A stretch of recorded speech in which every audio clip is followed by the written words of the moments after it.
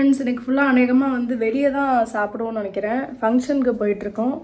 So morning வந்து இன்னும் வெயிட்டில் செக் பண்ணல. மார்னிங்கே வந்து ஒரு மேக்கப் இருந்தனால போயிட்டு மார்னிங் வந்து வெயிட்டே செக் பண்ணல. ஒரே ஒரு டீ வேறு குடிச்சிட்டேன்.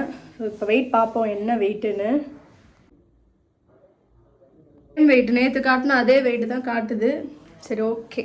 இப்போ வந்து ஃபங்க்ஷன் போயிட்டு அங்கே என்ன நடக்குது, மதியானம் என்ன சாப்பிட்றேன் அப்படின்றத கவர் பண்ணுறேன்.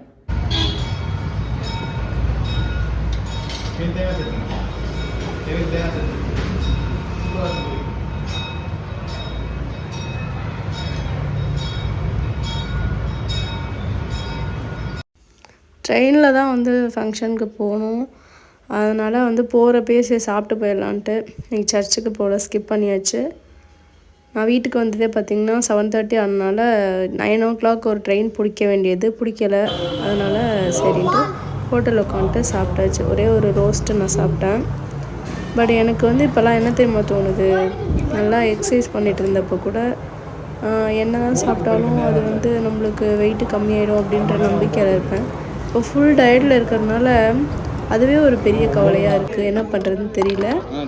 அப்புறம் ஆஃப்டர்நூன் வந்து நாங்கள் ஃபங்க்ஷன் போயிட்டோம். மட்டன் பிரியாணி போட்டிருந்தாங்க, காது குத்து ஃபங்க்ஷன், ஃப்ரெண்டோட பொண்ணு பையனுக்கு. நான் சாப்பிட்ட மாதிரிலாம் நீங்கள் வந்து டயட்டு ஃபாலோ பண்ணிட்டாங்க. வேறு வழி இல்லாமல் சாப்பிட்டேன் ஃபங்க்ஷனில். இப்படியே போனால் என்னோடய டயட் என்ன ஆகும்னு தெரில. பிரியாணி சாப்பிட்டதுக்கு ஓட வச்சிட்டாங்க.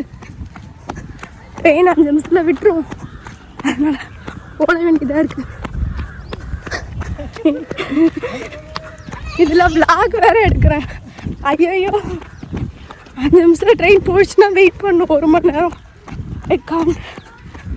கடவுளே, நான் சாப்பிட்டேன் மட்டன் பிரியாணி இதே சரிமா நான் எனக்கு கடவுளே கடவுளே கடவுளே கடவுளே. சரி பக்கம்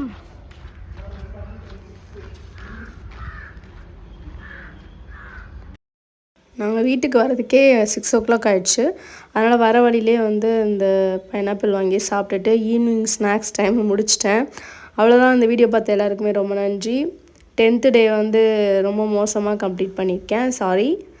அப்புறம் நாளையிலேருந்து ஷார்ப்பாக 5 டேஸில் எவ்வளோ ஈஸியாக வெயிட் கம்மி பண்ண முடியுமோ நான் கம்மி பண்ண போகிறேன். முடிஞ்சால் எக்ஸசைஸ் இன்க்ளூட் பண்ணலான் இருக்கேன். பார்ப்போம். எக்ஸசைஸ் பண்ணலாமா இல்லை இதையே நான் மெயின்டைன் பண்ணட்டுமா என்னன்னு நீங்களே கமெண்ட் பண்ணுங்கள். சப்ஸ்கிரைபர்ஸ்ட்டை என்னோடய சாய்ஸ் நான் கொடுத்துட்டேன். ஸோ நீங்களே பார்த்து கமெண்ட் பண்ணுங்கள்.